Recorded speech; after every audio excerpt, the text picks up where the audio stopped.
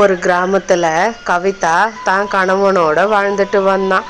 அவன் ரொம்பவும் கஞ்சத்தனமானவன். என்னங்க, வீட்டில் சமைக்கிறதுக்கு எந்த காய்கறிகளும் கிடையாது. நீங்கள் உடனே கடைக்கு போயிட்டு காய்கறிகளை வாங்கிட்டு வந்து கொடுத்தா காலையில் சாப்பாடை தயார் செஞ்சிடலாம். நீங்கள் சீக்கிரமாக போய் வாங்கிட்டு வாங்க அப்படின்னு சொன்னா கவிதா.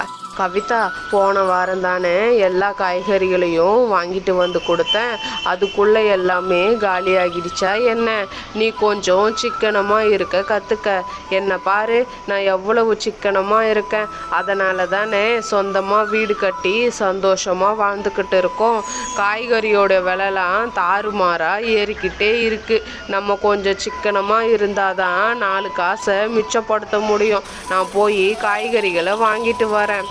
ஏம்மா, இந்த வெங்காயம் தக்காளிலாம் இப்போது என்ன விலை விற்கிது? எனக்கு ஒரு கிலோ வெங்காயம் தக்காளி கொடுங்கம்மா.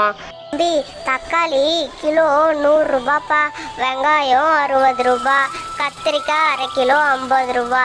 கேரட்டு அரை கிலோ 60 ரூபா. உனக்கு என்ன காய்கறிப்பா வேணும் சொல்லு. என்ன பாட்டி, தக்காளி கிலோ 100 ரூபாயா? தங்கம் விலையை விட தக்காளி விலை அதிகமாக இருக்கும் போலையே. நீங்கள் எனக்கு தக்காளி கிலோ 20 ரூபாய்க்கு கொடுங்க. கொஞ்சம் விலையை பார்த்து போட்டு கொடுங்க பாட்டி. இங்கே பாருப்பா, தக்காளியை போய் 20 ரூபாய்க்கு கேட்குறியே. தக்காளி 1 கிலோ 100 ரூபாப்பா.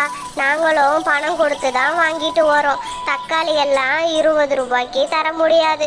வேணும்னா உருளைக்கிழங்கு கிலோ 20 ரூபா தான், அதை வாங்கிக்கோ. ஓ, அப்படியா பாட்டி? அப்போனா எனக்கு உருளைக்கிழங்குல ஒரு 4 கிலோ கொடுங்க. எனக்கு வேற எந்த காய்கறியும் வேணாம். என்னங்க, என்ன இது வெறும் உருளைக்கிழங்கா வாங்கிட்டு வந்திருக்கீங்க?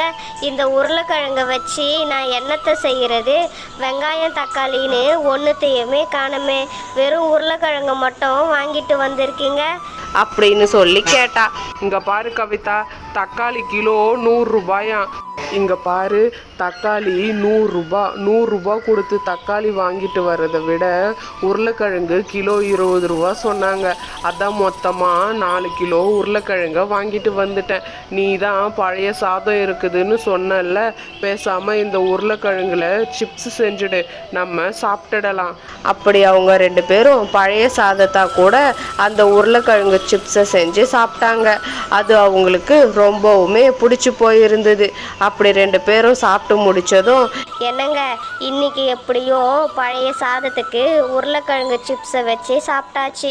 ஆனால் தினமும் உருளைக்கிழங்கையே சாப்பிட முடியாதுல்ல. மிச்சம் இருக்கிற உருளைக்கிழங்கை வச்சு என்னத்தை செய்கிறது? உருளைக்கிழங்கு எல்லாமே வீணாகிடுங்க. என்ன செய்யறதுன்னு நீங்களே கொஞ்சம் சொல்லுங்க அப்படின்னு சொன்னான். இங்க பாரு கவிதா, நீ பேசாம உருளைக்கிழங்கு எல்லாத்துலேயும் சிப்ஸ் செஞ்சுடு. அதை பாக்கெட்ல போட்டு 10 ரூபா 20 ரூபான்னு கொடுத்தா நமக்கு வருமானம் வந்தா மாதிரியும் இருக்கும், நமக்கு ஒரு தொழில் ஏற்படுத்திக்கின மாதிரியும் இருக்கும். பேசாம நீ நாளைக்கே சிப்ஸ் கடையை போட்டுடு. பாக்கெட் 20 ரூபாய்க்கு 30 ரூபாய்க்கு கொடுக்கலாம். என்னுடைய புத்திசாலித்தனத்தை நீ பார்த்தியா? அப்படி அடுத்த நாள் காலையிலேயே கவிதா அந்த கிராமத்துக்குள்ள சின்னதா ஒரு சிப்ஸ் கடையை போட்டா.